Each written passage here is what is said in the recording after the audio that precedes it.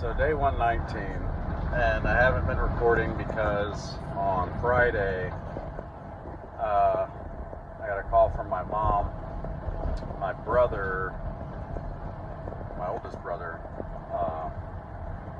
was in the hospital, and they're not optimistic. So just been dealing with that. And what happened is, basically, he's been a drug addict most of his life, and was apparently sharing needles and got a massive infection. I think they said it's called MRSA. That went to his heart and is shooting like pus and stuff into his brain. So it's causing it to have like miniature stroke storms, I guess they called it. And his, it was like constantly running a fever, and it's just been kind of up and down. But I've been to see him twice. I'll be going to see him again, and yeah, they're not super optimistic. So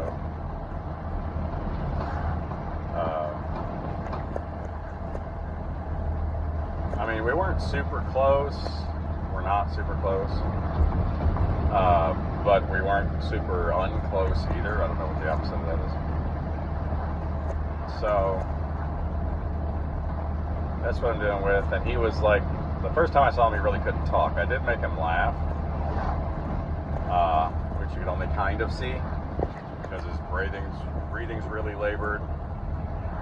And the first time his eyes were barely open. But I made him laugh because he does AC work. So I said,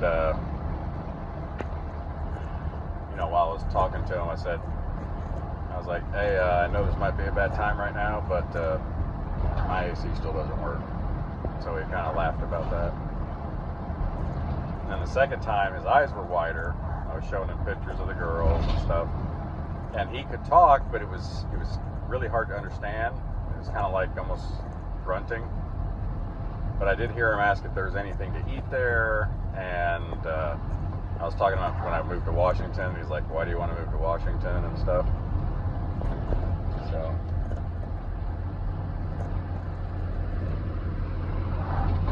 but he's hooked up to a bunch of machines, and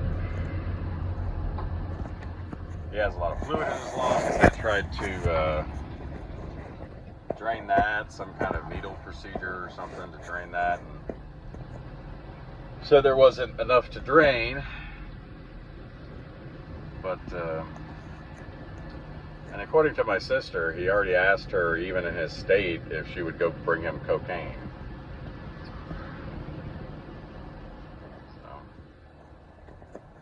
It's sad, but I mean, it's not like, in the grand scheme of things, we weren't expecting something like that eventually. So, but that's basically why I haven't been on. Just kind of dealing with that, and I'm not gonna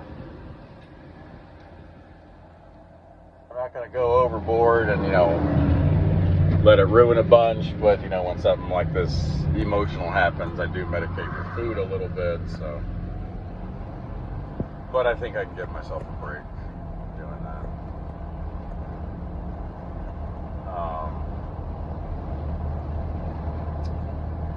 I guess on a positive note, I don't know how long it'll last, because it seems like I meet somebody and they talk a lot for a little while, a few days, and then they just stop talking to me altogether. But I did start talking to somebody else. I'm a little leery because of some stuff she said. Like, it sounds like she's more or less looking for somebody to provide everything for her rather than an actual relationship. But yeah, so my brother's going through that, so be any time. We just get the call, so that's why I'm just kind of not my usual chipper self.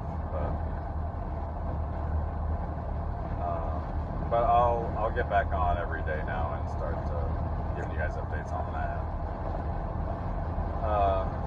But last, my sister said he was talking a lot more and a lot more alert, which I think is a good thing, but they're still not super optimistic.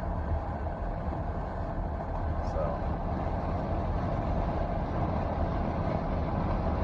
and to be fair, I know I wouldn't.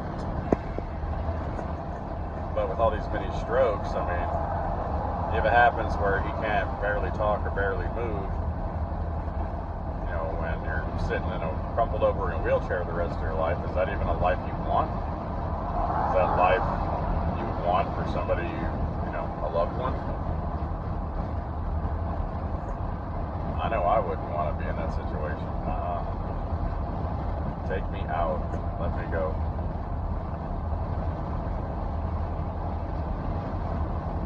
But, so that's what's going on.